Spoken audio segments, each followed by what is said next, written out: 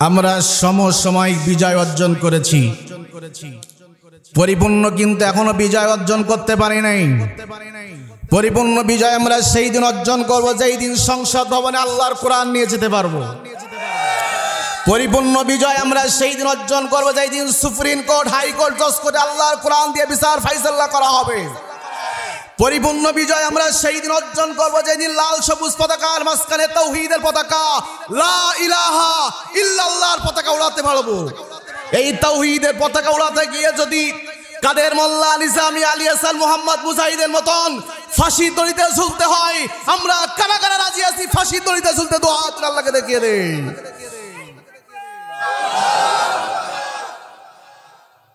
সম্মানিত ভাইরা, কষ্ট হচ্ছে?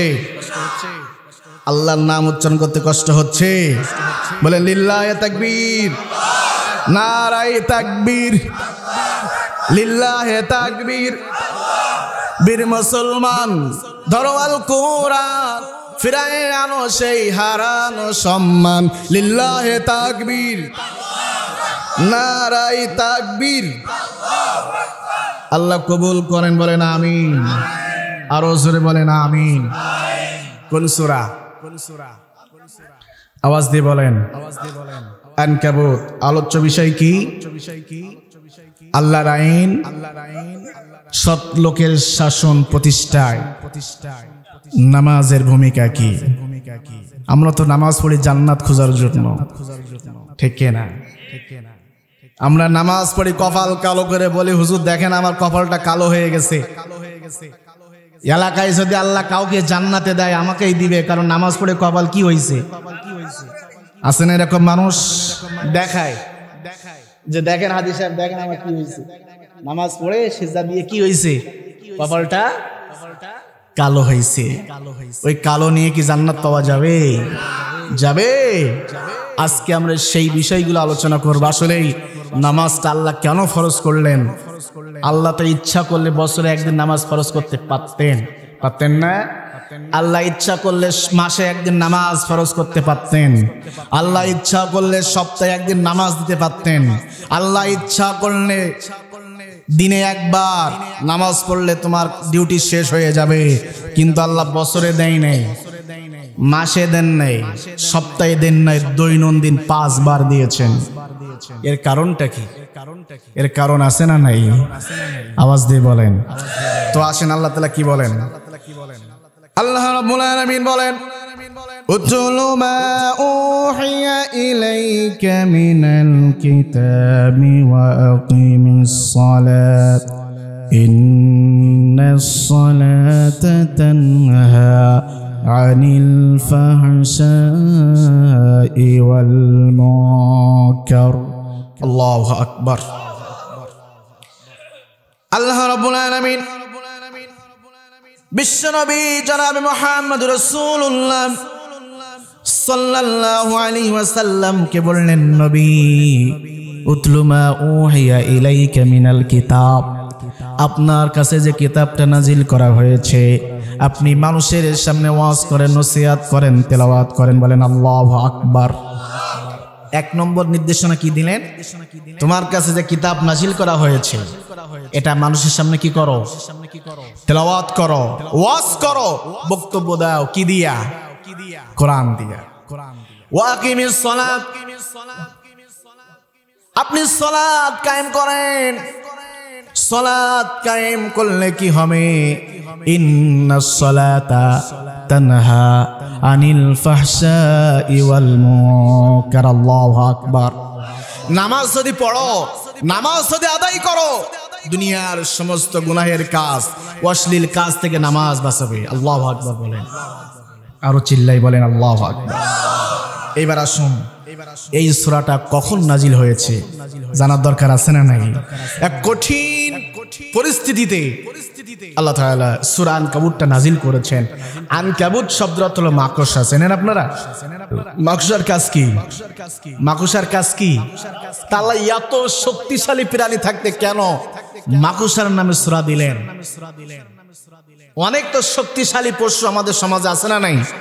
আল্লাহ তাদের নামে সূরা দেন নাই, আল্লাহ মাকড়সার নামে কেন সূরা দিলেন জানার দরকার আছে না নাই? আল্লাহ রাব্বুল আলামিন সূরা আনকাবুতের 41 নম্বর আয়াতে আল্লাহ বলেন, মাসালুল লাযীনা ইত্তাখাযু মিন দুনিল্লাহি আউলিয়া কামাসালিল আনকাবুত। আল্লাহু আকবার। আল্লাহ বলছে, পৃথিবীর মানুষ যারা আমি আল্লাহ আমাকে ক্ষমতাশীল মনে না করে পৃথিবীর মানুষদেরকে যদি ক্ষমতাশীল মনে করো, কথা কিন্তু বুঝতে হবে, আল্লাহকে বাদ দিয়ে অন্য কাউকে যারা ক্ষমতাশীল মনে করে, ভারত আমার সাপোর্টে থাকলে ক্ষমতা সিয়াতে কেউ নামাতে পারবে না, কথা কয় না। ভারত যদি আমাকে শেল্টার দেয়, আগামী 41 বছর আমাকে নামাতে পারবে না, কথা কয় না। অমুক নেতা যদি আমার সাথে থাকে, আমাকে কেউ কিছুই করতে পারবে না। আল্লাহ কয়, যারা আমি আল্লাহ আমাকে বাদ দিয়ে অন্য কাউকে ক্ষমতাশীল মনে করে, তাদের ক্ষমতা মাকুসার জালের থেকে আরো অনেক দুর্বল, আরো অনেক দুর্বল। কল্পনা করতে পারবে না, দুপুরে রান্না করেছো, খাবার সময় আমি আল্লাহ দিব না, কথা কয় না। 40 বছর ধরে শাসন করেছ, প্রত্যেক সেক্টরে তোমার লোক দিয়েছ, মানুষের ভিতরে আতঙ্ক সৃষ্টি করেছ, আবার বলেছ 41 সাল এর আগে কেউ আসতে পারবে না,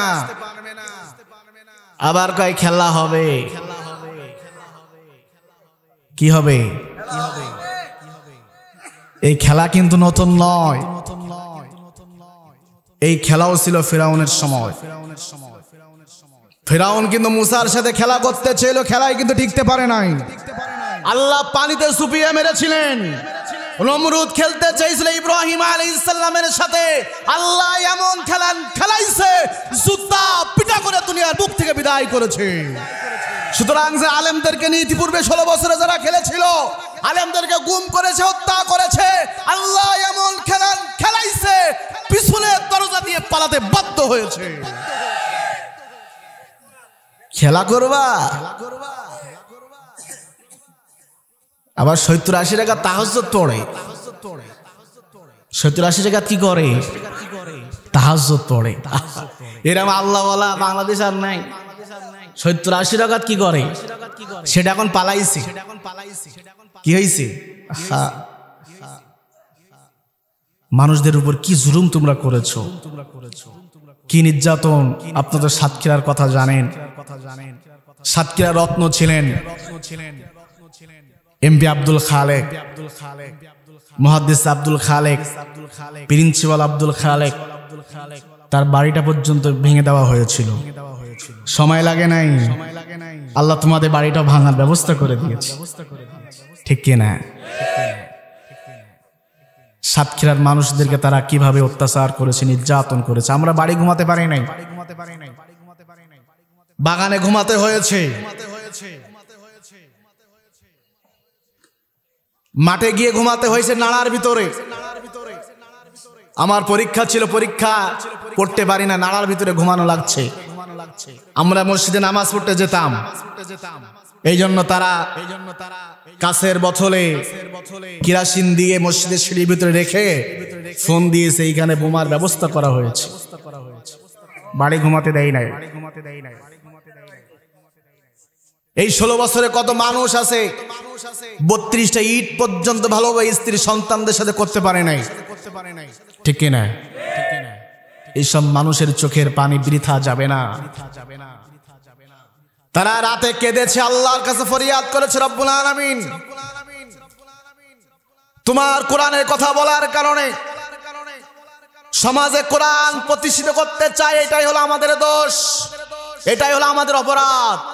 তারা অন্যায় করে, আমরা মানুষের সামনে সেই অন্যায়গুলো প্রকাশ করে দেয়, এটাই হলো আমাদের অপরাধ। সময় কিন্তু বেশি দিন লাগে নাই, 16 বছরে আল্লাহ তোমাদেরকেও পালাতে বাধ্য করেছে। তোমাদের বাড়ি কিন্তু ঘুম হারাম হয়ে গেছে। বাড়ি কি হয়েছে?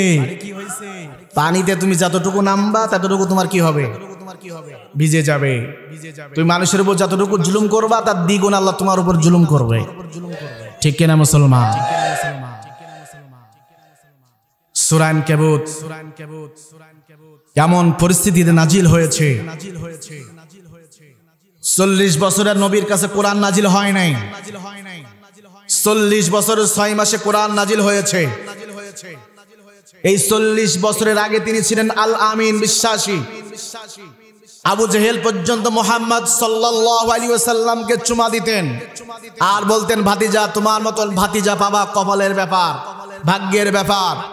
মানুষ তোমাকে কত ভালোবাসে, মহব্বত করে। কোরআন কিন্তু এখনো নাজিল হয় নাই। কোরআন নাজিল হয়েছে। কোরআন নাজিলের পরে বিশ্বনবী মক্কায় ছিলেন 13 বছর। কয় বছর? আওয়াজ দিয়ে বলেন। এই 13 বছরকে আবার 4টি ভাগে ভাগ করা হয়েছে। কয়টি ভাগ? মুখস্থ করতে হবে। কয়টি ভাগ? 3 বছর গোপনে দাওয়াতি কাজ করেছেন। এই 3 বছরে তিনি 40 জন মতান্তরে, একটু কম বেশি আছে, মানুষের কাছে দাওয়াত দিতে সক্ষম হয়েছিলেন। মানুষ কালেমা পড়ে মুসলমান হয়েছিলেন। বলেন আলহামদুলিল্লাহ। তাহলে 3 বছর কি হয়েছে? গোপনে। 3 বছর পর আল্লাহ আয়াত নাজিল করলেন, ওয়ানজির আশিরাতাকাল আকরামিন। নবী গোপনে আর চলবে না। ওই যে 40 জন তৈরি হয়ে গেছে, এখন তুমি প্রকাশ্য তোমার নিকটতম আত্মীয় স্বজন যারা আছে তাদের কাছে তাওহীদের দাওয়াত, কোরআনের দাওয়াতটা পৌঁছায়া দাও। আল্লাহ যখন আয়াত নাজিল, যারা হজ করতে গিয়েছেন সাফা পাহাড়, এখানে হাজী সাহেব আছে কেউ? দেখেছেন না পাহাড়? সাফা পাহাড়ে আল্লাহর নবী চলে গিয়েছেন। ইয়া সাবাহা, ইয়া সাবাহা বলে মানুষদেরকে ডেকেছেন। মানুষ একত্রিত হয়ে গেছে। ওই মজলিসে বিশ্বনবীর আপন চাচা আবু লাহাব ছিলেন। বিশ্বনবী যখন দেখলেন মানুষ একত্রিত হয়েছে, আল্লাহর নবী নসিহত শুরু করলেন, আমার ভাইরা, আমি যদি আপনাদেরকে বলি পাহাড়ের অপার প্রান্তে একটা শত্রু বাহিনী অস্ত্র শস্ত্র নিয়ে দাঁড়িয়ে আছে, তোমরা আমার এই কথা বিশ্বাস করবে নাকি? যখন বিশ্বনবী এই বক্তব্য দিলেন, জনতা মণ্ডলী সবাই বললেন, আপনি যা বলেন সত্য বলেন, কখনোই মিথ্যা বলেন না। আমরা কখনোই আপনাকে মিথ্যা কথা বলতে শুনি নাই। আপনি বিশ্বাসে আপনি আমাদের আল আমিন। উপাধি হলো কয়টা? আরো জোরে কোন। আপনি যা বলেন বলেন, কখনোই আমরা কখনো মিথ্যা কথা। আবার আল আমিন এই সার্টিফিকেট কারা দিলেন? যারা একত্রিত হয়েছে, যারা একত্রিত হয়েছে। বিশ্বনবী জনাবে মুহাম্মদ রাসূলুল্লাহ সাল্লাল্লাহু আলাইহি ওয়াসাল্লামের সার্টিফিকেট যখন 4টা ভালো দিলেন, বিশ্বনবী বললেন, আমার ভাইয়েরা, আমি তোমাদেরকে সেই কঠিন জাহান্নামের আগুনের কথা বলতে চাই। যেই দিন স্ত্রী স্বামীর পরিচয় দিবে না, স্বামী স্ত্রীর পরিচয় দিবে না, মা সন্তানের পরিচয় দিবে না, সন্তান মায়ের পরিচয় দিবে না, কেউ কারোর পরিচয় দিবে না। সেই কঠিন জাহান্নামের আগুন থেকে যদি তোমরা বাঁচতে চাও, তাহলে পড়ো লা ইলাহা ইল্লাল্লাহু মুহাম্মাদুর রাসূলুল্লাহ সাল্লাল্লাহু। বিশ্বনবী যখন কালেমা উচ্চারণ করলেন, ওই মজলিসে বিশ্বনবীর আপন চাচা আবু লাহাব ছিলেন। তিনি আরবি বুঝতেন, কারণ মক্কার ভাষা আরবি, কোরআনের ভাষাও আরবি, ব্যাখ্যা করা লাগে নাই। বিশ্বনবী যখন লা ইলাহা ইল্লাল্লাহ মুহাম্মাদুর রাসূলুল্লাহ উচ্চারণ করলেন, আবু লাহাব বুঝতে পেরেছেন। হাতে একটা পাথর নিলেন আর বললেন, তাব্বাল্লাকা ইয়া মুহাম্মাদু আলী হাযা জামাতানা। এই কথা বলে বিশ্বনবীর দিকে পাথরটা নিক্ষেপ করে দিলেন। বলেন নাউজুবিল্লাহ। কি মারলেন? সার্টিফিকেট কয়টা? আপনি যা বলেন সত্য বলেন, কখনোই মিথ্যা বলেন না। আমরা কখনো মিথ্যা কথা বলতে শুনি নাই। আবার আপনি আল আমিন সার্টিফিকেট ভালো দেওয়ার পরেও কেন পাথর? পাথর কেন মারলেন? কারণ বিশ্বনবী কি উচ্চারণ করেছে? লা ইলাহা ইল্লাল্লাহ। আল্লাহ ছাড়া কোনো বিধান দাতা নাই, আল্লাহ ছাড়া আইন দাতা নাই, আল্লাহ ছাড়া রিজিক দাতা নাই। আসমান জমিন যার, আইন চলবে। ও ভাতিজা, তুমি চাচার চেয়ার নিয়ে টানাটানি করতেছ, কারণ লা ইলাহা ইল্লাল্লাহ মানা মানে হলো চাচার পিছন থেকে চেয়ারটা সরে যাওয়া। কোরআন নাজিলের আগে আল আমিন বিশ্বাসী চুমা দিতেন। এখন সেই নবী কালেমা বলার কারণে পাথর খেয়েছেন, কালেমার দাওয়াত দেওয়ার কারণে পাথর খেয়েছেন। আজকে সমাজে অনেক মানুষ আছে কালেমার দাওয়াত দেয়, তারা কালেমার দাওয়াত দিয়ে বিরিয়ানি পোলোয়া গরুর গোস্ত খায়। কথা মনে হয় বোঝেন নাই আপনারা? কালেমার দাওয়াত দিয়ে তারা বিরিয়ানি পোলোয়া গরুর গোস্ত খায়। কোনো মাইন নাই, কোনো চিন্তা নাই, জেল নাই, জরিমানা নাই, ফাঁসি নাই, আরামসে ঘুমায় রাতে, কোনো চিন্তা নাই। আবার তারা আশেকে রসুল কালেমার দাওয়াত দেয়, কথা কয় না। আবার সমাজে অনেক মানুষ আছে কালেমা দিয়ে ভিক্ষা করে, লা ইলাহা ইল্লাল্লাহ টাকা দাও। মিয়া তুমি তো জানো না এই কালেমার কত ওয়েট, কত ওজন, ঠিক না? মুসলমান, তুমি কেমনে কালেমার দাওয়াত দিলে যে দাওয়াতে তোমার বিপদ নাই, মুসিবত নাই? আর আমার নবী সর্বপ্রথম কালেমা উচ্চারণ করে পাথর খেয়েছেন। তাহলে বোঝা যায় তোমার দাওয়াত আর বিশ্বনবীর দাওয়াতের ভিতরে পার্থক্য। এখন পাথর মেরেছে কে? আপন আপন চাচা মারলে ব্যথা বেশি লাগবে না কম লাগবে? অন্য মানুষ মারলে কথা, মেরেছে আপন চাচা, ব্যথা কম না বেশি? ব্যথা কম না বেশি? ব্যথা পেয়েছেন। আমার আল্লাহ কয় নবী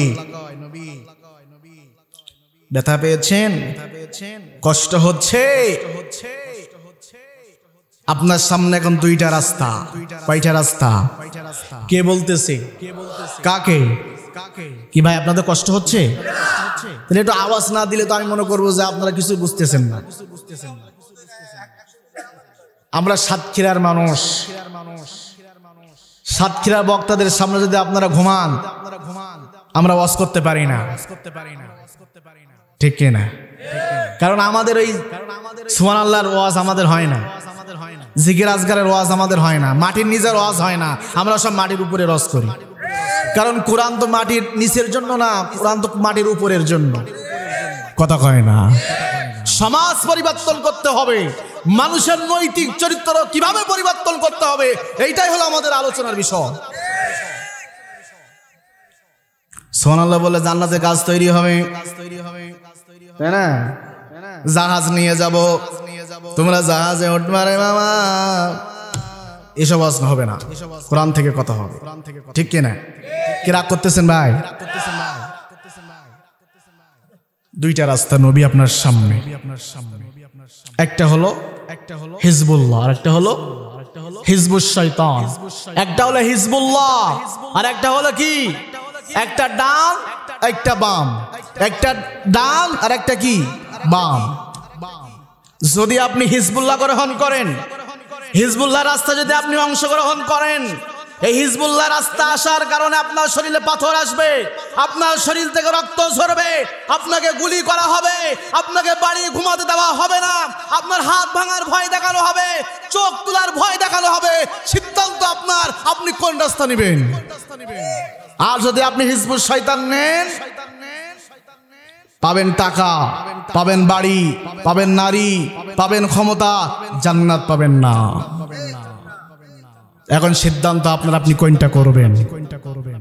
আপনাদের সামনে দুইটা রাস্তা, একটা হলো হিজবুল্লাহ আর একটা হলো কি হিজবুশ শয়তান। হিজবুল্লাহ রাস্তা যদি আপনি অংশগ্রহণ করেন, যেই দিন অংশগ্রহণ করবেন সেই দিন আপনার উপরে বালা মুসিবত বিপদ আপদ, হুমকি ধামকি, জেলের ভয়, গুমের ভয়, হত্যার ভয়, সব কিছুই আপনার দিকে আসবে। ওইটাই কি আপনার, ওইটাই সবরে জামিল, আল্লাহর উপর তাওয়াক্কুল করে ওই রাস্তা যদি আপনি থাকতে পারেন, আপনার গন্তব্য হলো আল্লাহর জান্নাত। আর যদি আপনি হিজবুশ শয়তানে যান, টাকা পাবেন, নারী পাবেন, বাড়ি পাবেন, ক্ষমতা পাবেন, প্রাইভেট কার পাবেন, সব দুনিয়ার সমস্ত সুযোগ সুবিধা সব পাবেন, কিন্তু জান্নাত পাবেন না। এখন সিদ্ধান্ত আপনাদের। রাস্তা কয়টা দিয়ে গেলাম? কয়টা রাস্তা? আল্লাহ রাব্বুল আলামিন বলেন, নবী আপনার চাচা পাথর মেরেছেন, আর সিদ্ধান্ত যখন নিয়েছেন হিজবুল্লাহর দল করবেন, আল্লাহর দল করবেন, এই জন্য আপনার চাচা পাথর মেরেছে। যদি আপনি কষ্ট পান, আপনি যখন এই পৃথিবীতে থাকবেন না, আপনার এক শ্রেণীর উম্মতেরা আপনার রাস্তা গ্রহণ করবে। আপনি যেভাবে তাওহীদের দাওয়াত দিয়েছেন, রিসালাতের দাওয়াত দিয়েছেন, আপনার এক শ্রেণীর উম্মতেরা ওইভাবে সমাজে দাওয়াত দেওয়ার কারণে তাদের উপরে অত্যাচার হবে, নির্যাতন হবে। যদি আপনি ব্যথা পেয়ে কষ্ট পেয়ে থাকেন, তাহলে আপনার ওই সমস্ত উম্মতেরা সান্ত্বনা নিবে কার কাছ থেকে? তারা তো বলতে পারবে না আমার নবী কালেমার দাওয়াত দেওয়ার কারণে পাথর খেয়েছে। তারা তো বলতে পারবে আমার নবী কোরআনের দাওয়াত দেওয়ার কারণে 3টা বছর শিয়াবে আবি তালেব বন্দী ছিল। তারা তো বলতে পারবে আমার নবী কোরআনের দাওয়াত দেওয়ার কারণে তায়েফ রক্ত ঝরিয়েছে। এই কথা বলে তারা সান্ত্বনা নিয়ে সামনের দিকে অগ্রসর হবে। আপনি যদি কষ্ট পেয়ে থাকেন, আপনার উম্মতেরা সান্ত্বনা কার কাছ থেকে নেবে? আল্লাহু আকবার। কষ্ট পেন না, চিন্তা পাওয়ার কোনো কারণ নেই। আমি সূরা লাহাবটা আপনার কাছে নাজিল করে দিলাম। সুবহানাল্লাহ। কোরআন নাজিল হয়ে গেল। প্রথম 3 গোপন, 2 বছর প্রকাশ্য দিলেন। আবু জেহেল কোনো গুরুত্ব দিলেন না। তাহলে 3 আর 2 কত হয়? মাঝখানে 5 বছর। এই মাঝখানের 5 বছর সাহাবীদের এবং বিশ্বনবী জনাবে মুহাম্মদ রাসূলুল্লাহ সাল্লাল্লাহু আলাইহি ওয়াসাল্লামের উপর কঠিন নির্যাতন করা হয়েছে। কি করা হয়েছে? আম্মার জীবন দিয়েছে, খুবাইব জীবন দিয়েছে, বেলালকে হত্যা করা হয়েছে, বেলালের উপর জুলুম করা হয়েছে, সুমাইয়াকে শাহাদাত বরণ করানো হয়েছে। ঠিক কিনা?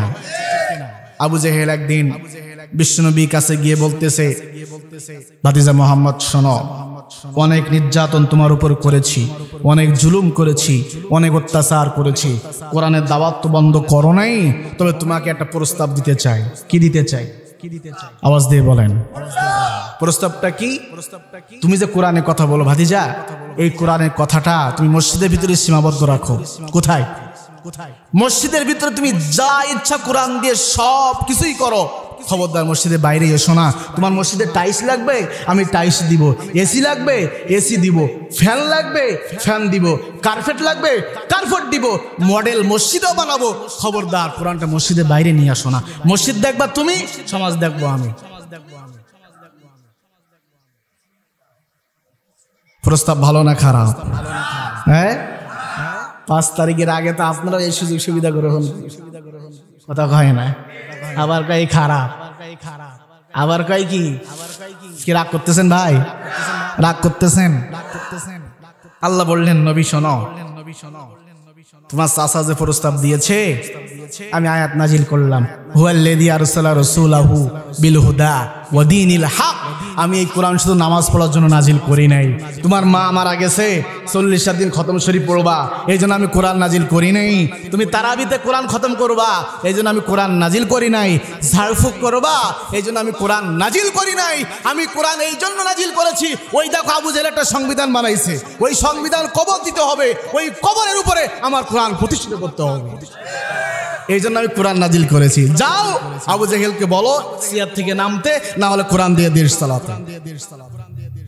এই সিয়ার থেকে নামো, না হলে কি করো? কথা কয় না।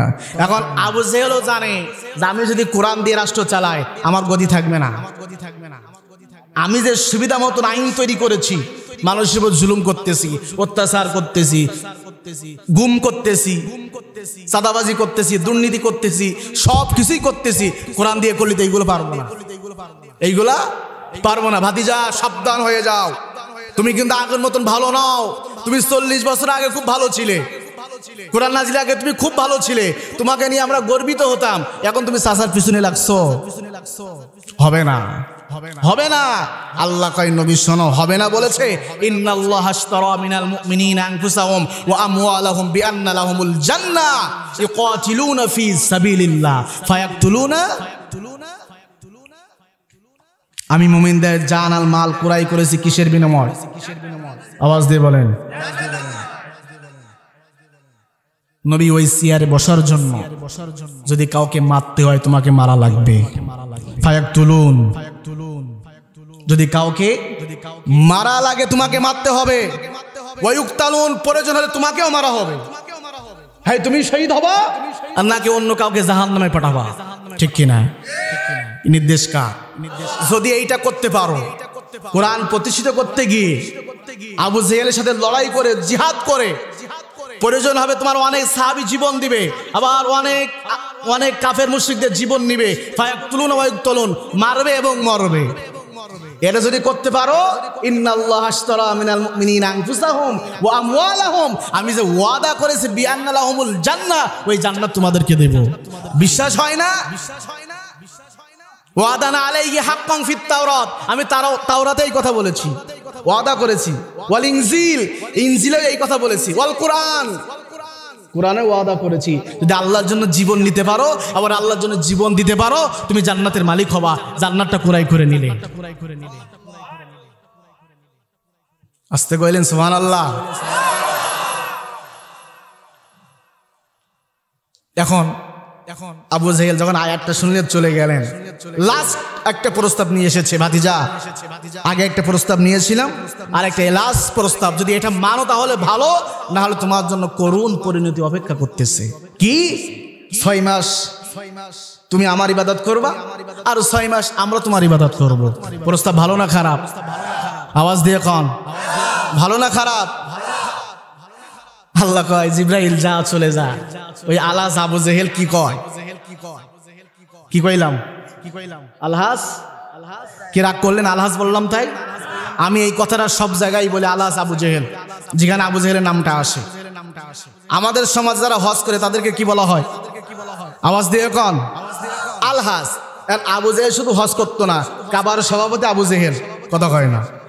কাবার চাবি থাকতো আবু জেহেলের কাছে, হাজিদেরকে পানি পান করাতেন। তাহলে ওর মতন বড় হাজি পৃথিবীতে আর কেউ আছে? ওর নামের আগে কি বলতে হবে? আওয়াজ দিয়ে কম, আলহাস। ওই আবু জেহেল আলহাস, ওর স্থান কোথায়? কথা কয় না? আমাদের সমাজেও কিছু আলহাস আবু জাহেল মার্কা হাজি আছে, কথা কয় না? যখন বলি এই কোরআন দিয়ে রাষ্ট্র পরিচালনা করতে হবে, ওই নাও শুরু হয়ে গেছে, আছে না নাই? 5 তারিখের আগে জুমার দিনে খতিব সাহেবরা যদি কোরআন থেকে হক কথা বলতো, ওই আলহাস আবু জেহেল মার্কার সভাপতিরা বলতো, হুজুর আগামী জুম্মা থেকে আপনার আসার দরকার নাই, আপনি মসজিদটাকে রাজনৈতিক জায়গা মনে করেছেন। তুমি আজি আর ওই আজি একই আজি, আলহাস আবু জেহেল, কথা কয় না? আল্লাহ কয়, জিব্রাইল যা, ওই আলহাস আবু জেহেল কইছে 6 মাস ইবাদত করার জন্য, আর 6 মাস তার ইবাদত করার জন্য সূরা কাফিরুনটা ওই জায়গায় নাজিল করে দাও। সুবহানাল্লাহ কইলেন না? কোন সূরা? কুল ইয়া আইয়ুহাল কাফিরুন লা আ'বুদু মা, তোমরা যার ইবাদত করো আমরা তার ইবাদত করি না। এই সূরাটা যখন নাজিল হয়ে গেল, আলহাস আবু জেহেল আর কোনো কথা কয় না, চলে গেল। দারুন নাদওয়ায় মিটিং ডাকলেন। এইবার সেই সূরা আনকাবুত নাজিল হওয়ার প্রেক্ষাপট, দারুন নাদওয়ায় মিটিং ডাকলেন। বিশ্বনবীর বিরুদ্ধে 13 দফা মামলা তৈরি করলেন। কয় দফা? 14 দফা মামলা লিখলেন। কয় দফা? বিশ্বনবীর বিরুদ্ধে 14 দফা মামলা লিখে আবু জেহেল কাবার সামনে ঝুলিয়ে দিলেন। কয় দফা মামলা? আর রাহিকুল মাকতুম, সিরাত ইবনে হিশাম, তারা বলতেছে এই মামলা শুধু নতুন মামলা নয়, বিশ্বনবীকেও 14টা মামলা দেওয়া হয়েছিল। কয়টা মামলা? আওয়াজ দিয়ে বলেন। এই মামলা কোথায় দেওয়া হয়েছে? কাবার সামনে ঝুলানো হয়েছে। আর এই মামলা লিখেছিলেন মানসুর ইবনে ইকরামা। আবু জেহেলের নির্দেশে মানসুর ইবনে ইকরামা তিনি নিজ হাতে লিখেছিলেন। এই খবর যখন বিশ্বনবীর কাছে চলে গেলেন, আল্লাহ নবী দোয়া করলেন, আল্লাহ যে আমার বিরুদ্ধে মামলা লিখেছে ওই হাতটা তোমার উপর ছেড়ে দিলাম। আল্লাহ সাথে সাথে মানসুর ইবনে ইকরামার হাতটা অবাস করে দিয়েছেন। সে আল্লাহ আছে না নাই? আরো জোরে কন, সে আল্লাহ আছে না নাই? না, আল্লাহর শক্তি নাই, এখন বুড়ো হয়ে গেছে। বুড়ো হয়েছে? আগের আল্লাহ একই আগের আল্লাহর মতন কি ঠিক আছে? আমার আল্লাহ বুড়ো হয় না, আল্লাহর শক্তি শেষ হয় না, ঠিক কিনা? বিশ্বনবী জনাবে মুহাম্মদ রাসূলুল্লাহ সাল্লাল্লাহু আলাইহি ওয়াসাল্লামের বিরুদ্ধে 14 দফা যখন মামলা লিখলেন, কাবার সামনে ঝুলিয়ে দিলেন। সাহাবীরা চিন্তায় পড়ে গেলেন, টেনশনে পড়ে গেলেন। মামলার একটা বিষয় হলো, বিশ্ব নবীর উপরে যারা কালেমা পড়েছে তাদের সাথে কেউ কথা বলতে পারবে না, কোনো কিছু ক্রয় করতে পারবে না, বিক্রয় করতে পারবে না, আত্মীয়তা করতে পারবে না। এমনি ভাবে 14 দফা মামলা লিখে সাহাবীরা চিন্তায় পড়ে গেলেন, টেনশনে পড়ে গেলেন। আল্লাহ নবী সাহাবীরাও হতাশ হয়ে গেলেন। বিশ্ব নবীর উপরে ঈমান আনার কারণে আজকে আমরা কঠিন বিপদে পড়েছি, মুসিবতে পড়েছি। আল্লাহর সাথে সাথে সূরা আনকাবুতটা বিশ্ব নবীর কাছে নাজিল করে দিলেন। আহাসিবান নাস আইয়ুতরাকু আইয়াকুলু আমান্না। ও দুনিয়ার মানুষ, তোমরা বলবা আল্লাহর উপর ঈমান এনেছি, এই কথা বললেই তোমাদেরকে ছেড়ে দেওয়া হবে? না না, ইতিপূর্বে যারা ঈমান এনেছিল আমি আল্লাহ তাদেরকে পরীক্ষা করেছিলাম। কি করেছিলাম? পরীক্ষা করেছিলাম। ওই পরীক্ষার মাধ্যমে আমি যাচাই করেছি কার ঈমানের ভিতরে প্যারালাইসিস ঢুকেছে, কার ঈমান তাজা আছে। এটা আমি আল্লাহ যাচাই বাছাই করার কারণে এই পরীক্ষার ব্যবস্থা করে দিয়েছে। আল্লাহু আকবার। বিগত 16 বছরে যারা প্রকৃত ঈমানদার তারা কিন্তু পরীক্ষা দিয়েছেন, ঠিক কিনা? তারা কি করেছেন? পরীক্ষা দিয়েছেন। প্রিয় ভাইরা, মূল আলোচনার উদ্দেশ্য এটা না। মূল আলোচনার উদ্দেশ্যে এইবার আসুন আমরা সামনের দিকে যাচ্ছি। তাই সূরা আনকাবুতটা কোন পরিস্থিতি নাজিল হয়েছে আমরা সংক্ষিপ্ত আকারে বুঝতে পেরেছি কিনা? কঠিন মুহূর্তে আল্লাহ তাআলা সূরা আনকাবুতটা কি করেছেন? তাহলে 13 বছর ছিলেন মক্কায়, কয় ভাগে ভাগ করা হয়েছে? আওয়াজ দিয়ে বলেন। 3 বছর গোপন, 2 বছর প্রকাশ্য, 5 বছর জুলুম নির্যাতন, 3 বছর জেল। তাহলে হয় কত? 13 বছর। এবার আসুন আল্লাহ কি বলেন। আমাদের আলোচ্য বিষয় কি? আল্লাহর আইন, সৎলোকের শাসন প্রতিষ্ঠায় নামাজের ভূমিকা কি? নামাজের ভূমিকা কি? আমার সময় কত ভাই? কই আল্লাহ রাব্বুল আলামিন বলেন, উতলু মা উহিয়া ইলাইকা মিনাল কিতাবি ওয়া আকিমিস সালাত ইন্নাস সালাতা তানহা আনিল ফাহশাই ওয়াল মুনকার। আল্লাহু আকবার। কোরআন তেলাওয়াত করো নবী মানুষের সামনে, নামাজ প্রতিষ্ঠিত করো। এই নামাজ নিয়ে দুই একটা কথা বলার দরকার। নামাজের গুরুত্ব আছে না নাই?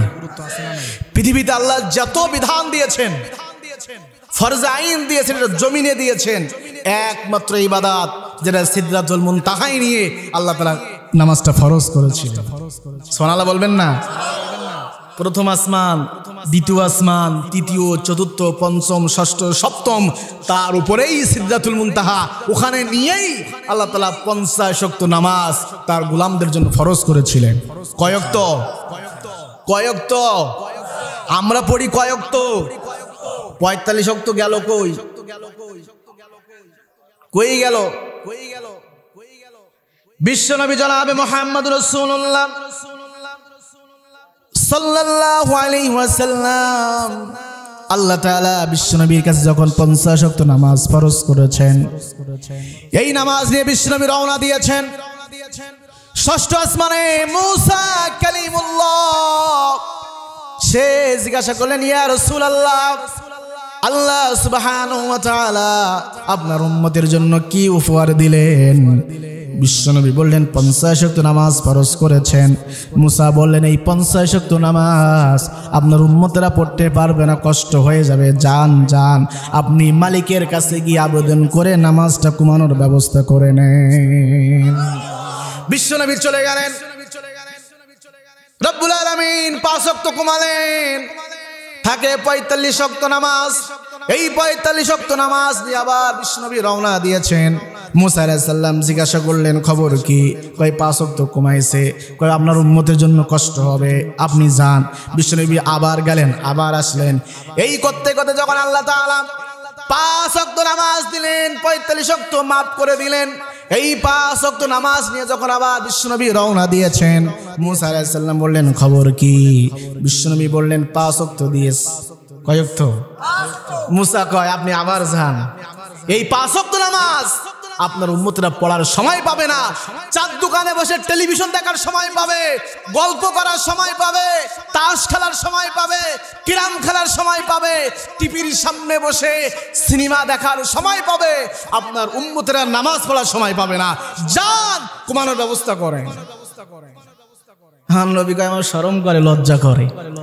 আল্লাহ দিয়েছে 50, কিন্তু আপনি পাঠানোর কারণে ঘুমাতে ঘুমাতে 5 ওয়াক্ত দিয়েছে, এরপরও আপনি বলতেছেন আরো ঘুমানোর জন্য আমার তো শরম করে, লজ্জা করে।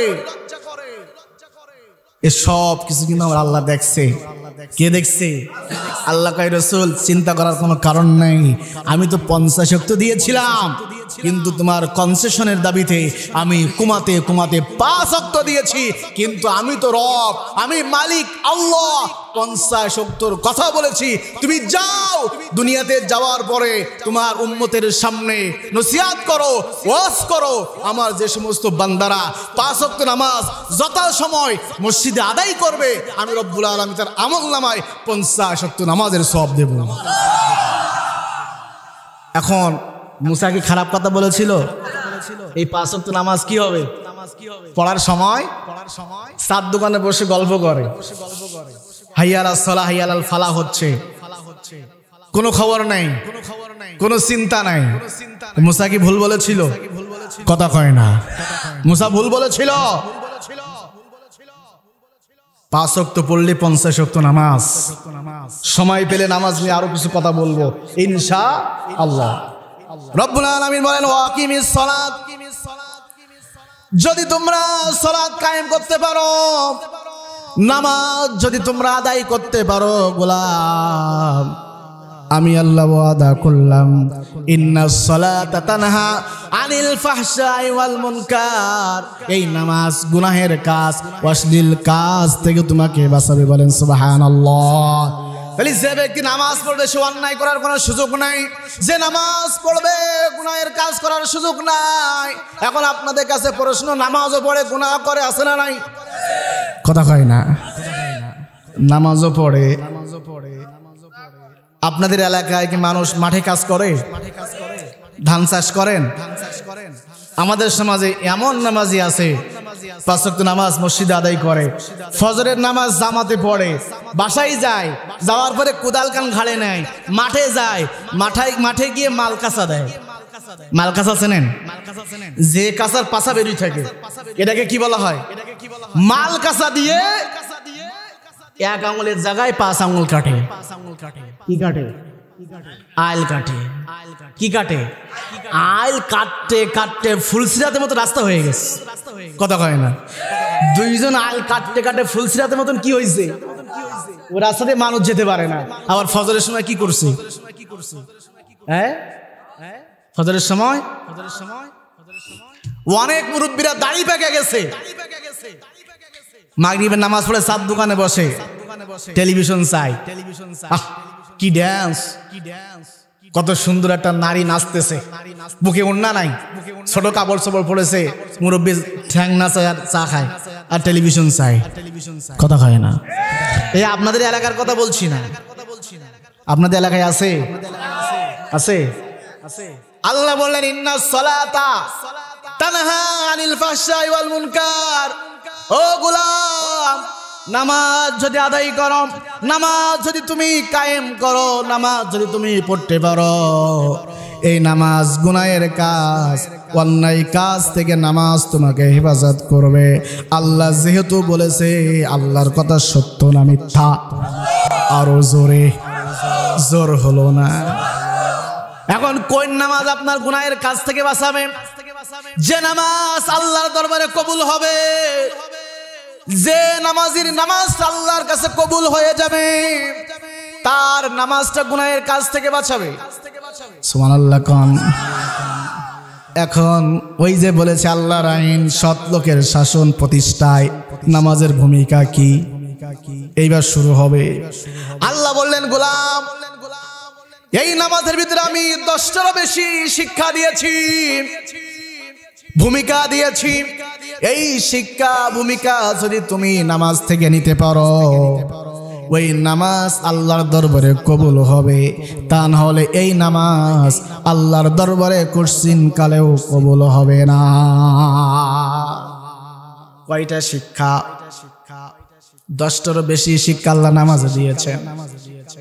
আল্লাহ বলেন, গোলাম নামাজটা শুধু জান্নাতে যাওয়ার জন্য আমি আল্লাহ দেই নাই। 5 বার সাজদা দিবা, তোমার দায়িত্ব শেষ। এই জন্য আমি নামাজটা ফরজ করি নাই। যারা সেনাবাহিনীর চাকরি করে, সেনাবাহিনীর চাকরি পাওয়ার আগে তাদের ট্রেনিং দেওয়া লাগে। কথা কয় না? কি দেওয়া লাগে? ট্রেনিং দেওয়া লাগে। এখন এই ট্রেনিং চাকরি পাওয়ার পরও কিন্তু দেওয়া প্রতিদিন সকালে দেওয়া লাগে না? কথা কয় না? আল্লাহ বললেন, গোলাম এই নামাজ আমি আল্লাহ এই জন্য দৈনন্দিন 5 বার ফরজ করেছি। এই জন্য গোলাম এই নামাজটা তোমার ট্রেনিং কেন্দ্র, এখান থেকে তুমি ট্রেনিং নিবা, শিক্ষা নিবা। সেই শিক্ষা অনুসরণ করে যদি তুমি চলতে পারো তাহলে তোমার নামাজটা আল্লাহর দরবারে কবুল হবে, তা না হলে কবুল হবে না। কয়টা শিক্ষার কথা বলেছি? আরো জোরে কোন? 5টা শিক্ষা বলে আলোচনা শেষ করব। রাগ করবেন? সংক্ষিপ্ত আকারে ভাই দিয়েছেন 10টা 30 পর্যন্ত। ভাই সমস্যা? আওয়াক্কার ভাই সমস্যা? হ্যাঁ না না ভাই চিন্তিত মনে হচ্ছে। আমি তো কোরআনের বাইরে কথা বলছি না, সমস্যা হওয়ার তো কোনো কথা নাই। সমস্যা নেই।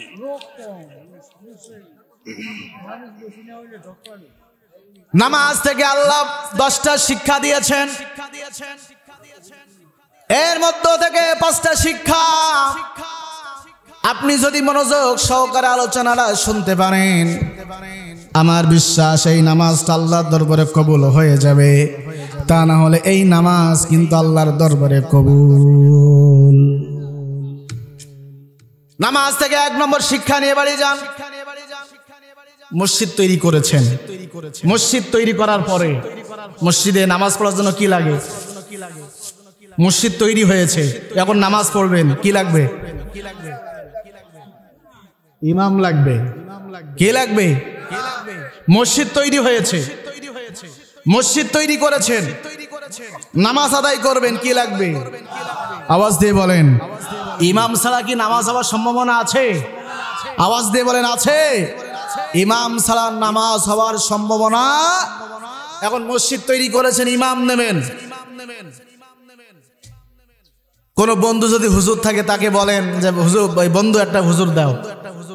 আছে না এরকম? কেউ ইমাম নিয়োগ দেন, কেউ রিপ্লেট তৈরি করে ফেসবুকে ছাড়ে, এরকম আছে না নাই? ইমাম নিয়োগ দিবেন, 4 জন ইমাম আসছে। ইমাম নিয়োগ দেওয়ার আগে ইমামের একটু যাচাই বাছাই আছে না নাই? ইমামের চরিত্র কেমন? ইমাম সিগারেট খাই কিনা, ইমাম গাঁজা খাই কিনা, ইমামের বউ পর্দায় থাকে কিনা, ইমাম মদ খাই কিনা, আদার্স খোঁজ খবর নিয়ে কিন্তু ইমাম কি করা হয়? কথা হয় না? ইমাম নিয়োগ দেওয়া হয়। কয়জন মুসল্লির ইমাম হবে? একটা মসজিদে কয়জন মুসল্লি ধরে? সর্বোচ্চ 300, ধরলাম 300। 300 লোকের ইমাম যিনি হবে তার চরিত্র আপনি যেভাবে যাচাই বাছাই করেন, খোঁজ খবর নেন, আল্লাহ কয় গোলাম শোনো, নামাজ থেকে 1 নম্বর শিক্ষা, নামাজে ইমাম নিয়োগ দেওয়ার আগে ইমামের চরিত্র যেভাবে যাচাই বাছাই করো। একটা ওয়ার্ডের কিন্তু ইমাম আছে, একটা ইউনিয়নের ইমাম আছে, একটা উপজেলার ইমাম আছে, একটা থানার ইমাম আছে। ওই জায়গায় যখন তুমি সমর্থন করবা, নিয়োগ দিবা, ইমামের চরিত্র যেভাবে যাচাই বাছাই করো গোলাম, তার চরিত্র তোমাকে ওইভাবে যাচাই বাছাই করা লাগবে।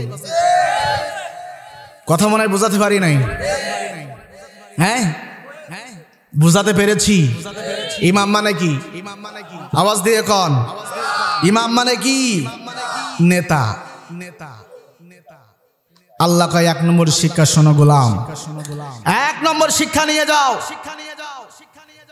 ইমামের চরিত্র যেভাবে যাচাই বাছাই করো, বাইরে ইমাম বানানোর ক্ষেত্রে একবারও কি যাচাই করেছো আমি যাকে সমর্থন করতেছি, যাকে নির্বাচিত করতেছি, সে মদ খায় কিনা, নামাজ পড়ে কিনা, গাঁজায় খাই কিনা, ফেন্সিডেল খাই কিনা, 5 ওয়াক্ত নামাজ পড়ে কিনা, তার বউ পর্দায় থাকে কিনা? ও গোলাম, একবারও কি যাচাই বাছাই করেছো? যদি যাচাই বাছাই করতে পারো, নামাজ থেকে এই শিক্ষা যদি তুমি নিতে পারো, তোমার নামাজ আমি আল্লাহ আমার দরবারে কবুল হবে। তা না হলে 60 বছর কেন 80 বছর যদি নামাজ পড়ে সিজদা মারো, ওই নামাজ একটাও আমি আল্লাহ আমার দরবারে কবুল হবে না। কথা কার? আরো জোরে কোন আল্লাহ রাব্বুল আলামিন কুরআনুল কারীমের সূরা নিসার ভিতরে বলেছেন, রব্বুল আলামিন বলেন, ইন্নাল্লাহা ইয়া'মুরুকুম আন তু'আদ্দুল আমানাতি ইলা আহলিহা। ও গোলাম, তোমাকে যে আমানাতটা দেওয়া হয়েছে, এই আমানত তুমি যথাযথ জায়গায় প্রয়োগ করো। বলেন সুবহানাল্লাহ। যথাযথ জায়গা কি করো? প্রয়োগ করো। এখন আমাদের সমাজে অনেক মানুষ আছে 5 ওয়াক্ত নামাজ পড়ে, ইমাম যখন নিয়োগ দেন ওই মুসল্লি ইমামের চরিত্র যাচাই বাছাই করে, আবার যখন সমাজে নির্বাচন আসে টাকার দিকে চাই। কথা হয় না? রাগ করতেছেন? যে টাকা বেশি দিবে সমর্থন তার দিকে যাবে। কথা হয় না? এই দেশে 5 টাকা একটা চায়ের কাপের ভিতরে ইমান বিক্রয় হয়। একটা কাপের ভিতরে কি হয়? 5 টাকা একটা চায়ের মাধ্যমে আজকে সমাজে অনেক মানুষ আছে ইমান বিক্রয় করে। কথা হয় না? আপনি নামাজ পড়লেন, সেজদা দিলেন, ইমাম নিয়োগ দিলেন, চরিত্র দেখলেন, বাইরে এসে টাকার দিকে নজরে দিয়েছেন। ও মদ খা, কোনো সমস্যা নাই, ও পাস করলে গম মারবে, বয়স্ক ভাতা খাবে, বিধবা ভাতা খাবে, পায়খানার সিলাপ খাবে, কোনো সমস্যা নাই, টাকা দিয়েছে, আমি সেই দিকে। আল্লাহ কয় গোলাম, ওই নামাজ কবুল হবে না। ওই নামাজ কি হবে না? কি হবে না? কবুল হবে না। 1 নম্বর শিক্ষা, চরিত্র যাচাই বাছাই করে তারপরে তোমাকে সমর্থন করতে হবে। আর এই সমর্থনটা তোমার জন্য ফরজে আইন। তোমার জন্য কি? কথা কয় না? বিশ্বনবী সাল্লাল্লাহু আলাইহি ওয়াসাল্লাম 27টা যুদ্ধের নেতৃত্ব দিয়েছেন, ঠিক না? কি জন্য দিয়েছিলেন? কোরআন সমাজে কি করার জন্য? সমাজে কোরআন প্রতিষ্ঠিত করার জন্য। ওই জামানায় কোরআন প্রতিষ্ঠিত করার জন্য যুদ্ধ করা লাগতো, ঠিক কিনা?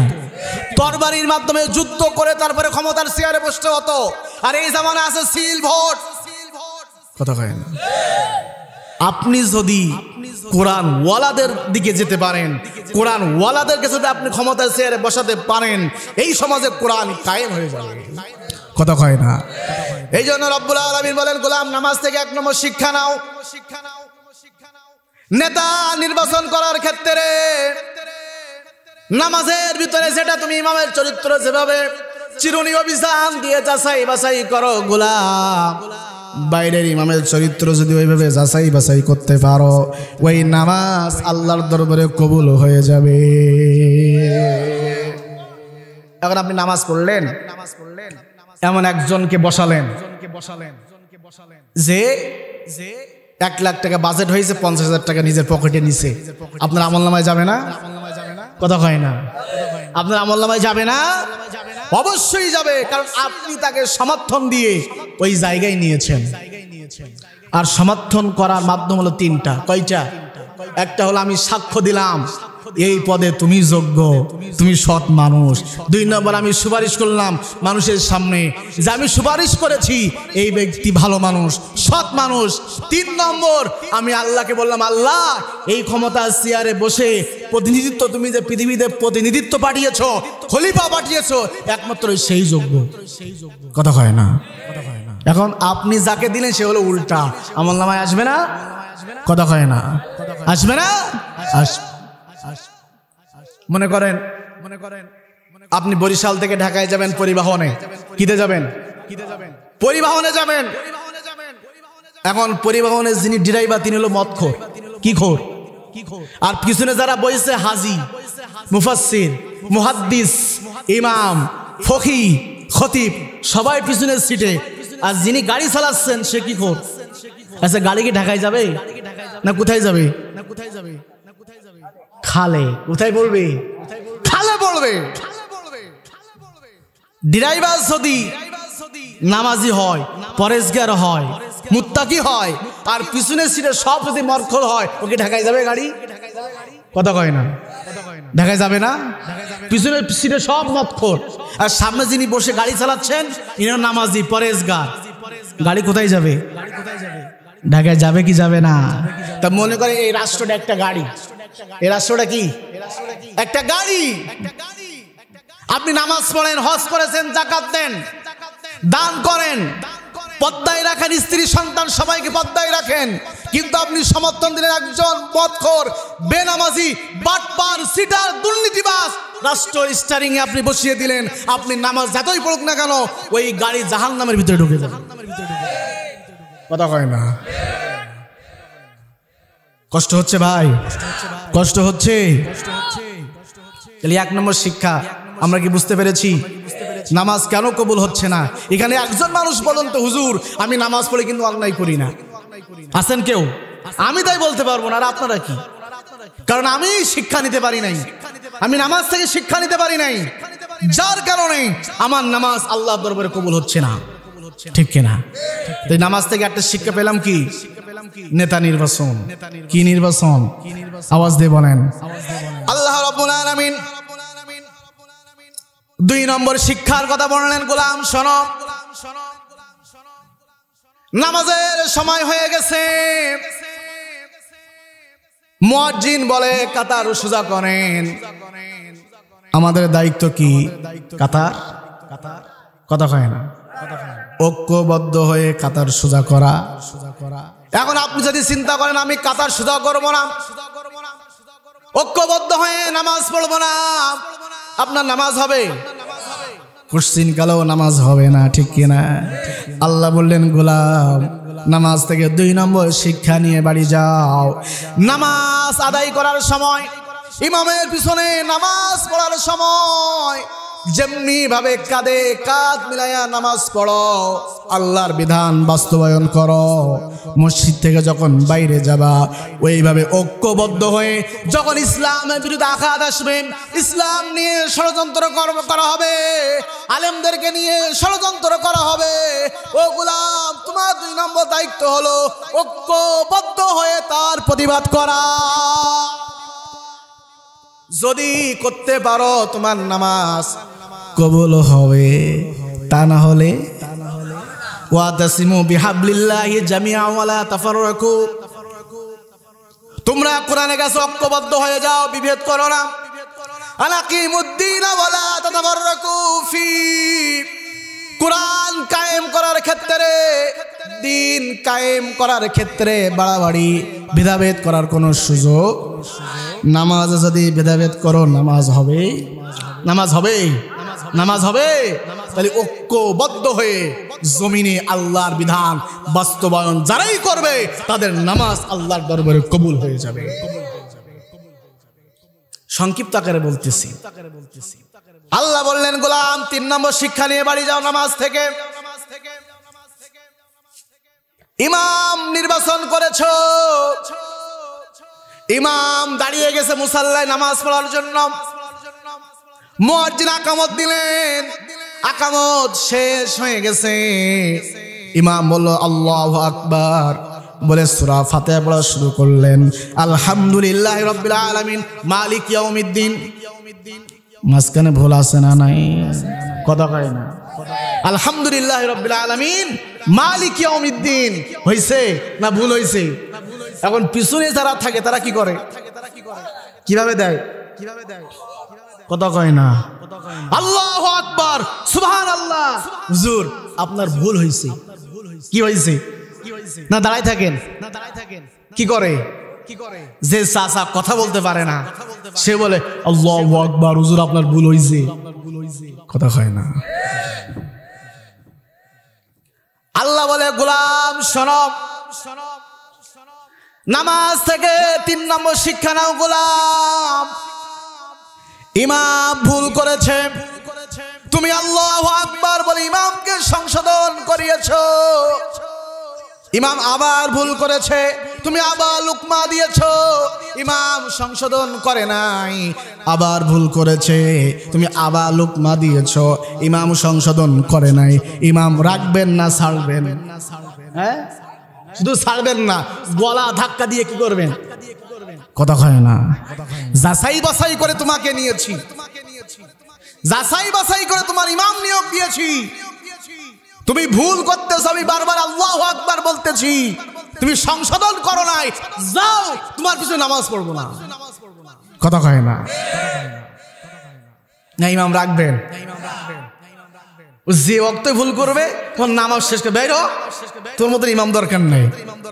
আল্লাহ বলে গোলাম 3 নম্বর শিক্ষা নাও। ওই যে ওয়ার্ডে একটা ইমাম বানিয়েছো, ইউনিয়নে একটা ইমাম বানিয়েছো, উপজেলা একটা ইমাম বানিয়েছো, থানায় একটা ইমাম বানিয়েছো। ওই ওয়ার্ডের ইমাম শত শত ভুল করতেছে, অন্যায় করতেছে, ইসলামের বিরুদ্ধে কাজ করতেছে। কই একবারও তো গোলাম আল্লাহু আকবার বলে একবারও বলো নাই মেম্বার সাহেব ভুল হয়েছে সংশোধন করো? বলেছেন? হ্যাঁ, কেন বলেন নাই? যদি বলি এই হাত এই পা ভোলার হাসপাতালে থাকে, কথা কয় না। ইমাম ভুল করেছে, ইমামের লোকমা দিলেন, কারণ ইমাম দুর্বল। ইমামকে তো আমরা মানুষ মনে করি না, রাখাল মনে করি। এইরকম সভাপতি, সেক্রেটারি, ক্যাশিয়ার নাই? হ্যাঁ, ইমামকে গোলাম মনে করে। ইমাম সাহেব এখানে ময়লা কেন আছে না নাই? তুমি সভাপতি হইছো কি করতে? তুমি তো সভাপতি হইছো মসজিদ পরিষ্কার করবা, তুমি তো সেক্রেটারি হইছো বাথরুম পরিষ্কার করবা মসজিদে, তুমি তো ক্যাশিয়ার হইছো শুধু টাকা নিয়ে বাড়ি যাবা। এই জন্য তুমি ক্যাশিয়ারের দায়িত্ব আমি আল্লাহ দেই নাই। তোমার দায়িত্ব হলো মসজিদের সুযোগ সুবিধা সব কিছু দেখা। ইমাম আসবে কখন? ইমাম আসবে নামাজ শুরু হয়ে যাবে। বিশ্বনবী সাল্লাল্লাহু আলাইহি ওয়াসাল্লাম তার হুজরা থেকে তখন বাইর হতেন, বিশ্বনবী বাইর হতেন, বিলাল তাকবীর দিত, আকামত দিত। আল্লাহু আকবার কয় না। বিশ্বনবী বাইর হতেন আর বিলাল কি করত? বিশ্বনবী ঢুকবে নামাজ, আর ইমাম যদি 3 মিনিট আগে যায়, এখানে 10 মিনিট আগে আসা যায় না? এত কাজ আপনার, এরকম আছে না নাই? ইমাম যখনই ঢুকবে নামাজ তখনই শুরু হবে। এটা হলো সুন্নাহ। এটা হলো কি? বিশ্বনবী সুন্নাহ পড়তেন হুজরার ভিতরে। কোথায়? ঘরের ভিতরে নামাজ পড়ে তারপরে কি করতেন? মসজিদে। ইমামকে সম্মান করতে হবে, ইমামকে ইজ্জত দিতে হবে। আমার নবী রাষ্ট্রপ্রধান ছিলেন, আমার মসজিদ নববীর ইমাম ছিলেন, ঠিক কিনা? আবু বকর রাষ্ট্রপ্রধান ছিলেন, মসজিদ নববীর ইমাম ছিলেন। উমর ইমাম ছিলেন, উসমান ছিলেন, আলী ছিলেন, ঠিক কিনা? সেই জায়গায় একজন ইমাম দাঁড়িয়েছে, তার সম্মান আছে না নাই? আওয়াজ দিয়ে বলেন আছে না নাই? তাহলে ইমামকে সম্মান করা আমাদের দায়িত্ব আছে না নাই? সম্মান করবেন তো ইনশাআল্লাহ। ইমাম দুর্বল বলে ইমামকে আমরা লোকমা দিলাম, কারণ ইমাম তো আমার থাপ্পড় মারতে পারবে না, ইমাম তো আমার হাসপাতালে পাঠাতে পারবে না। আর ওয়ার্ডে যাকে ইমাম বানিয়েছি, এর ছেলের সামনে যদি আমি বলি মেম্বার সাহেব আপনি যে আমার বয়স্ক ভাতাটা মেরে দিয়েছেন, কেন মারলেন, এর জবাবটা দেন, আর মেম্বারের ছেলে হাতা গোটাবে। এত বড় সাহস তুই আমার বাপকে বলিস বয়স্ক ভাতা মেরেছে? কথা কয় না। এই জন্য আল্লাহ এর আগে বললেন ঐক্যবদ্ধ হওয়া লাগবে নামাজের ভিতরে। ঐক্যবদ্ধ হয়ে যেভাবে নামাজ পড়ো, বাইরে এসেও গোলাম ওইভাবে যদি ঐক্যবদ্ধ হয়ে, একটা মেম্বার ভুল করেছে 50 জন নামাজি গিয়ে যদি বলে মেম্বার সাহেব ভুল করেছেন, সংশোধন করা লাগবে, ও ভয়তে কিন্তু সংশোধন করবে, কথা কয় না। এজন্য আল্লাহ বলেছে নামাজ যেভাবে ঐক্যবদ্ধ হয়ে নামাজ পড়ো, মসজিদ থেকে বাইরে হয়ে তোমাকে কি করা লাগবে? ঐক্যবদ্ধ হয়ে নামাজ পড়া লাগবে। খলিফা ওমরের কথা চিন্তা করেন, আমিরুল মুমিনিন খলিফাতুল মুসলিমিন, অদ্য জাহানের বাদশা যিনি হযরতে ওমর, যখন রাষ্ট্রপ্রধান হওয়ার পরে তিনি তার দেশের প্রত্যেক নাগরিককে একটা জুব্বার কাপড় দিয়েছিলেন। জুব্বা তৈরি করার জন্য ওমর প্রত্যেক মানুষদেরকে একটা জুব্বার কাপড় দিয়েছিলেন। ওমরও নিয়েছিলেন। ওমর একদিন নতুন জুব্বা পরে মসজিদে নববীতে দাঁড়িয়ে গেছেন, খুতবা দিবেন। আল্লাহু আকবার। রাষ্ট্রপ্রধান কোথায় খুতবা দিচ্ছে? কথা কয় না। মসজিদের যিনি ইমাম হবে তিনি তো বাইরের ইমাম হবে, কথা কয় না। ওমর খুতবা দিবেন, নতুন জুব্বা পরে দাঁড়িয়ে গিয়েছে। মুসল্লিদের মধ্য থেকে একজন বলছে, খলিফাতুল মুসলিমিন, আপনি যতক্ষণ পর্যন্ত আমার একটা প্রশ্নের জবাব না দিবেন ততক্ষণ পর্যন্ত আপনার পিছনে নামাজও পড়বো না, আপনার খুতবাও শুনবো না। আল্লাহু আকবার কম। কার সামনে বলতেছি? ওর কি কল্লা থাকবে? মুসল্লিরা চিন্তা করলো ও তো কল্লা আজকে থাকবে না। ওমর যে রাগী মানুষ, ওমর যেদিন খলিফা হয়েছেন সমস্ত রাগ পানি হয়ে গেছে। আল্লাহু আকবার কর, আল্লাহু আকবার বলেন। ওমর বলতেছে, ভাই আপনার কি প্রশ্ন? আপনি প্রশ্ন করেন। বলছে, আমিরুল মুমিনিন খলিফাতুল মুসলিমিন, এখান থেকে কিছুদিন আগে আপনি একটা জুব্বার কাপড় দিয়েছিলেন মানুষের জুব্বা তৈরি করার জন্য। আপনি যেহেতু এই দেশের একজন নাগরিক, আপনি একটা জুব্বার কাপড় পেয়েছেন, কিন্তু আজকে আপনি যে নতুন জুব্বাটা গায়ে দিয়ে খুতবা দেওয়ার জন্য মসজিদে নববীতে হাজির হয়েছেন, এই জুব্বার বানাতে কমপক্ষে 2টা কাপড়ের প্রয়োজন হয়েছে। আপনি আমাদেরকে দিলেন একটা, আপনি দিলেন 2টা। এই জুলুম, এই অত্যাচার, এই নির্যাতন আপনি কেন করলেন? এর জবাব না দেওয়া পর্যন্ত আপনার পিছনে নামাজও পড়বো না, আপনার খুতবাও শুনবো না। পাশে আব্দুল্লাহ ইবনে উমারের সন্তান দাঁড়িয়ে গেলেন, বলছে, ভাই আপনি যদি আমাকে অনুমতি দেন আমি আপনার প্রশ্নের জবাব দেব। বলেন আল্লাহু আকবার। উমার কিন্তু আসামির কাঠগোলায় দাঁড়িয়ে আছেন। আব্দুল্লাহ ইবনে উমার বলেন, ভাই আপনি অনুমতি দেন। ওই ব্যক্তি অনুমতি দিলেন। আব্দুল্লাহ ইবনে উমার বলেন, ভাই শোনেন, আমার আর্থিক অবস্থা ভালো না, আমার পিতার একটা মাত্র জুব্বা, যে জুব্বা দিয়ে আমার পিতা রাষ্ট্রীয় সফর করতেন, রাষ্ট্রীয় কাজ করতেন, প্রতিদিন জুমার দিনে আমার পিতা ওই জুব্বাটা নিজ হাতে ধুইতেন, কাচতেন, কোনোদিন শুকাতো আবার কোনোদিন শুকাতো না। অর্ধ ভিজা জুব্বা নিয়ে আমার পিতা মসজিদে নববীতে আসতেন খুতবা দেওয়ার জন্য। আমার আর্থিক অবস্থা ভালো না যে আমি আমার পিতার একটা জুব্বা তৈরি করে দিব। আপনি যেহেতু এই দেশের একজন নাগরিক, আপনি একটা জুব্বার কাপড় পেয়েছেন, আমিও যেহেতু এই দেশের একজন নাগরিক, আমি একটা জুব্বার কাপড় পেয়েছি। আমার জুব্বার কাপড় আর আমার পিতার জুব্বার কাপড় দিয়া অ্যাডজাস্ট করে আজকে নতুন জুব্বা গায়ে দিয়ে আমার পিতা আজকে মসজিদে নববীতে এসেছেন খুতবা দেওয়ার জন্য। আমার কাপড় আমি আমার পিতাকে দিয়েছি, আমার কাপড় আর আমার পিতার কাপড় দিয়ে আজকে নতুন জুব্বা তৈরি করে আজকে প্রথম এসেছে মসজিদে নববীতে খুতবা দেওয়ার জন্য। আল্লাহু আকবার বলতে মনে চাইলো না?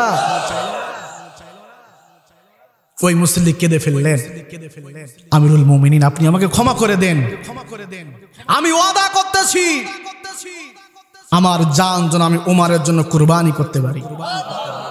ওমর সাথে সাথে বললেন, তোমার মতন সচেতন নাগরিক যে দেশে থাকবে সেই দেশের নেতারা কোনো অন্যায় কাজ করতে পারবে না।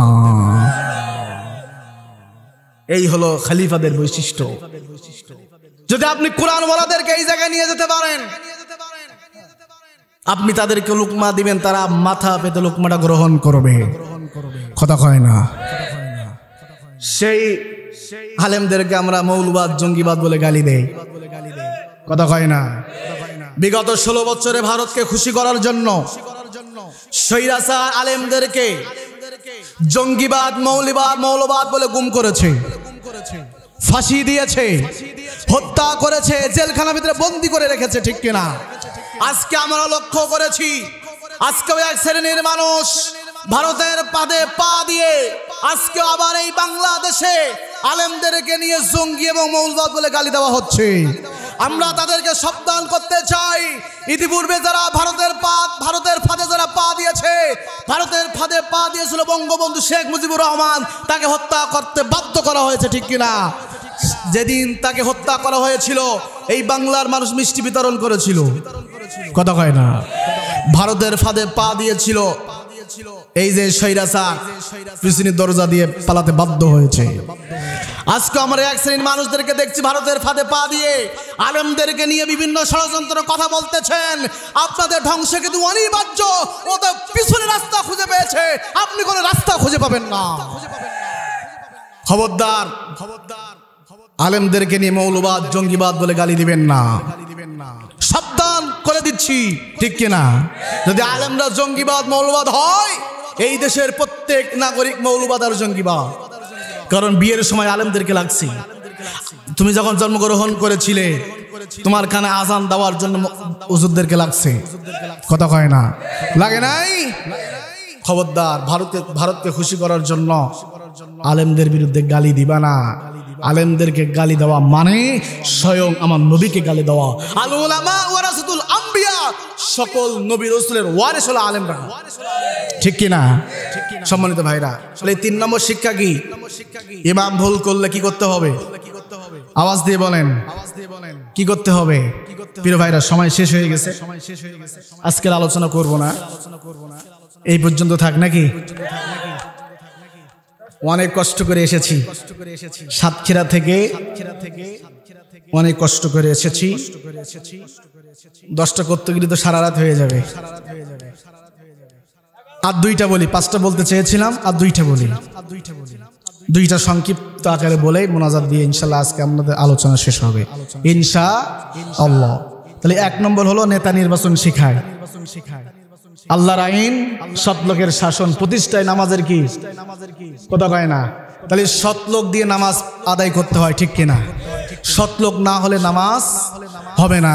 এজন্য আল্লাহ বললেন সৎ লোক দিয়ে রাষ্ট্র পরিচালনা করতে হবে। নামাজ এইটা তোমার 1 নম্বর শিখায়। 2 নম্বর ঐক্যবদ্ধ হয়ে কাজ করা লাগবে। 3 নম্বর ইমাম ভুল করলে কি করবা? কথা কয় না? কিভাবে লোকমা দিবা? আল্লাহু আকবার।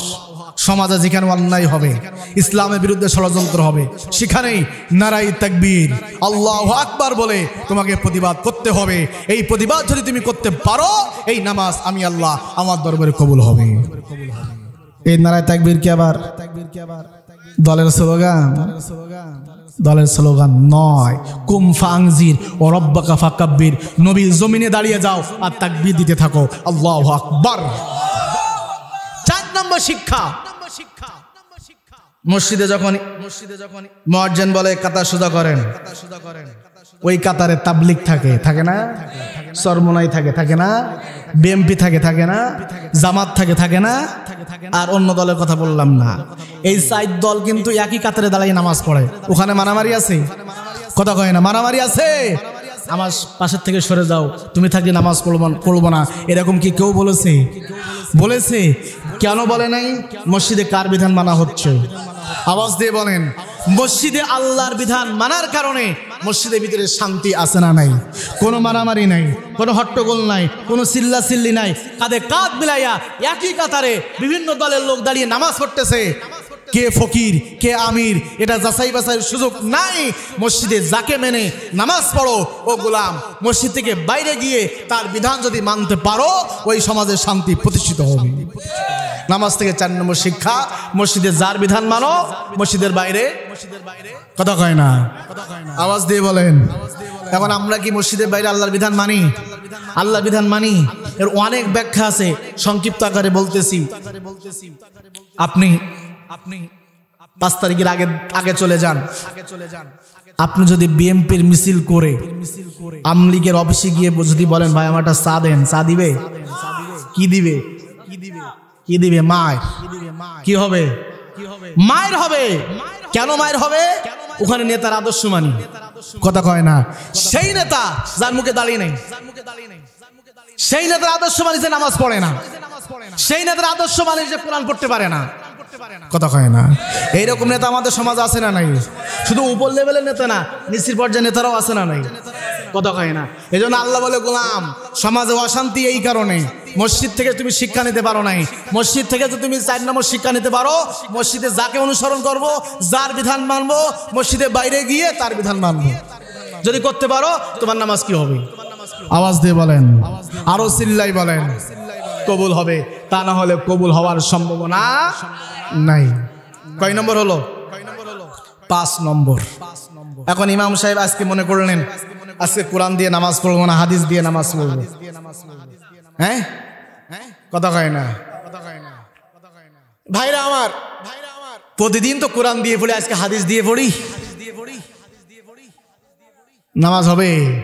কোরআন ছাড়া নামাজ, কোরআন ছাড়া নামাজ।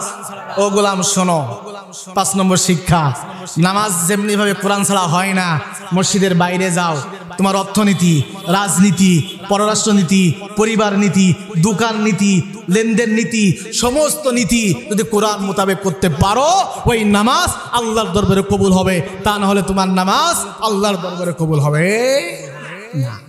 এখন বলবেন হুজুর ধর্ম এক জিনিস, রাজনীতি আরেক জিনিস। এখন তো বাংলাদেশে মুফতি বাইর হইছে, বড় মুফাসসির বাইর হইছে। যে বলে কোরআনের রাজনীতি নাই, তার সম্পর্ক কোরআনের সাথে নাই, কথা হয় না। আমি আগেই বলেছি, আল্লাহ যদি এই কোরআন নামাজ পড়ার জন্য নাজিল করতো, 10টা সূরার বেশি দরকার নাই। দরকার ছিল? 10টা বেশি দরকার ছিল? আপনি ঝাড়ফুঁক করবেন সূরা ইখলাস, সূরা ফালাক, সূরা নাস, যথেষ্ট, কথা কয় না। আপনি তারাবি পড়বেন, 2টা সূরা হলে তো যথেষ্ট, সূরা তারাবি। কিন্তু আল্লাহ তো 10টা সূরা দেয় নাই। আল্লাহ কয়টা দিয়েছে? কয়টা? 114টা সূরা আল্লাহ কেন দিলেন? কি জন্য দিলেন? এই মানুষদেরকে তৈরি করেছেন তিনি কে? আরো জোরে বলেন। এই মাইকটা যিনি তৈরি করেছেন তিনিই জানে কিভাবে চালাতে হবে। এর বিধান, এর সিস্টেম যিনি আবিষ্কার করেছেন তিনি কিন্তু তৈরি করে দিয়েছেন, কথা কয় না। তা আল্লাহ আমাদেরকে বানিয়েছেন। ও গোলাম শোনো, দোলনা থেকে শুরু করে রান্নাঘর পর্যন্ত, রান্নাঘর থেকে শুরু করে সংসদ ভবন পর্যন্ত তোমার কি কি লাগবে, কোন দিকে যাবা, এমন কোনো দিক নাই, এমন কোনো বিভাগ নাই যেটা আমি কোরআনে নাজিল করি নাই। আওয়াজ দিয়ে বলেন, আয-যানিয়াতু ওয়াজ-যানি ফাজলিদু কুল্লা ওয়াহিদিন মিনহুমা মিয়াতা জালদা। জিনা করলে কি করো? শাস্তি আছে, কোরআনে আছে না নাই? চুরি করলে হাত কাটো, আছে না নাই? তাহলে আল্লাহ এগুলো খামোখা দিয়েছেন, কথা কয় না। খামোখা দিয়েছেন। এই কোরআনের জন্য নবীর শরীর থেকে রক্ত ঝরেছে, কথা কয় না। তাইফে পাথর খেয়েছে, কি জন্য খেয়েছে? আবু জেহেল তুমি ওখান থেকে নামো, ওখানে আমি বসবো, ঠিক কিনা? এই যে আমি আজকে ওয়াজ করলাম প্রায় 2 ঘন্টা 1.5 ঘন্টা, ইচ্ছা হলে আপনারা মানবেন, না হলে মানবেন না। এই ওয়াজ যদি আমি সংসদ ভবনের চেয়ারে বসে করতে পারতাম, যা আগামী কাল থেকে বাংলাদেশে প্রত্যেক মুসলমান 5 ওয়াক্ত নামাজ যদি না পড়ে 3 মাস জেল। এই কথাটুকু বলতে কতটুকু সময় লাগবে? 1 মিনিটও লাগবে? এখন মানুষ কি করবে? জেলের ভয়তে। রাষ্ট্রীয় আইন পাস হয়েছে, কি আইন পাস হয়েছে? রাষ্ট্রীয় আইন পাস হয়েছে, নামাজ যদি না পড়ে 3 মাস জেল, কথা কয় না। চুরি বন্ধ করার জন্য টকশো করো, জিনা বন্ধ করার জন্য মিছিল করো, টকশো করো, দুর্নীতি বন্ধ করার জন্য প্রতিবাদ সভা করো, কোনো কাম হবে না যতদিন পর্যন্ত ডক্টর কামালের সংবিধান পরিবর্তন না করে আল্লাহর সংবিধান যতদিন পর্যন্ত কায়েম না হবে। তোমরা শুধু মিছিল করবা, সমাবেশ করবা, টকশো করবা, কোনো লাভ হবে না যতদিন কোরআন প্রতিষ্ঠিত না হবে। একটা উদাহরণ দিই, আলোচনা শেষ করে দিচ্ছি। হিলফুল ফুজুল কে বানিয়েছিলেন? কথা কয় না। কয় বছরে? মতন্তরে 19 কম বেশি আছে, আল্লাহু আ'লাম, আল্লাহ ভালো জানে। তিনি হিলফুল ফুজুল কেন করলেন?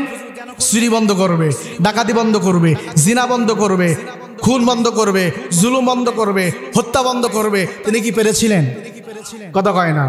17 বছর বয়সে তিনি হিলফুল ফুজুল তৈরি করলেন। 17 থেকে 40 কত হয়? 17 ওখান থেকে 39 পর্যন্ত কত হয়? 23 বছর সংগঠনের বয়স হয়েছে, একটা মানুষের চরিত্র পরিবর্তন করতে পারে নাই। সিরাতের লেখকরা বলেছেন এর কারণ হলো বিশ্বনবী যে সংগঠন তৈরি করেছিলেন, এই সংগঠন আল্লাহ মনোনীত ছিল না। বিশ্বনবী যে সংগঠন তৈরি করেছিলেন, এই সংগঠনের উপরে আল্লাহ কোনো বিধান নাজিল হয় নাই, ওই সংগঠনের উপরে কোনো সূরা নাজিল হয় নাই, কোনো আয়াত নাজিল হয় নাই। যার কারণে বিশ্বনবীর সিদ্ধান্ত দিয়ে মানুষের চরিত্র আল্লাহ নবী পরিবর্তন করতে পারে নাই। যদি মানুষের তৈরি করা সংবিধান দিয়ে মানুষের চরিত্র পরিবর্তন করা যেত, আল্লাহ নবী পারতেন। কথা কয় না? আল্লাহ নবী পারতেন। তিনি কি পেরেছিলেন? তিনি কি পেরেছিলেন? পারেন না। এর কারণ কি? যে সংগঠন তৈরি করেছিলেন, এই সংগঠনটা কি ছিল না? কথা কয় না? আল্লাহ মনোনীত নাই, আল্লাহ কোনো বিধান নাই, আল্লাহর কোনো সূরা নাই, কোনো আয়াত নাই। যার কারণে মানুষের চরিত্র পরিবর্তন করতে পারে নাই। 40 বছর 6 মাসে কোরআন নাজিল হলো, ওখান থেকে 63 বছর, মাত্র 23 বছরে সোনার মানুষ কোরআন প্রতিষ্ঠিত করার মাধ্যমে যে চুরি করত সে এখন ভালো মানুষ হয়েছে, যে ডাকাতি করত সে ভালো মানুষ হয়েছে। কিসের মাধ্যমে? 23 বছরে সোনার মানুষ তিনি তৈরি করেছিলেন। যে 23 বছর আগে তিনি পারেন নাই, কোরআন নাজিলের 23 বছর তিনি পেরেছিলেন। কিসের মাধ্যমে? কথা কয় না? কিসের মাধ্যমে? এই কোরআন যদি আমরা পার্লামেন্টে কায়েম করতে পারি, এই দেশ থেকে চুরি বন্ধ হবে, জিনা বন্ধ হবে, ডাকাতি বন্ধ হবে, জুলুম বন্ধ হবে, অত্যাচার বন্ধ হবে, মানুষ আরামে রাতে বাড়ি ঘুমাতে পারবে। রাজি আছেন আপনারা? কোরআন যে দলে, আমরা সে দলে। বিশ্বনবী যে সংগঠন তৈরি করেছেন আল্লাহ মনোনীত নাই, যার কারণে সংগঠনের কোনো উপকার নাই। যে সংগঠনে আল্লাহর বিধান নাই, আল্লাহর কোরআন নাই, নবীর সুন্নাহ নাই, ইসলামী সাহিত্য নাই, হাদিস নাই, দাওয়াতি কাজ নাই, ওই সংগঠন আল্লাহ মনোনীত সংগঠন হতে পারে না, পারে না, পারে না। ওই সংগঠন কোনো মুসলমান করতে পারে না। ওই মুসলমান ওই সংগঠন তার জন্য হারাম। ফতোয়া দিয়ে গেলাম যে সংগঠন আল্লাহর কোরআন নাই, সাহিত্য নাই, হাদিস নাই, দিন কায়েম নাই, চেতনা নাই, নামাজের দাওয়াত নাই, ওই সংগঠন মুসলমান করতে পারে? পারে? এই শিক্ষা কি আমরা নিতে পারি? এই শিক্ষা নিতে পারি? আল্লাহ আমাদের তৌফিক দান করুন। বলেন আমিন। আরো জোরে বলেন আমিন। আসসালামু আলাইকুম ওয়া রাহমাতুল্লাহ।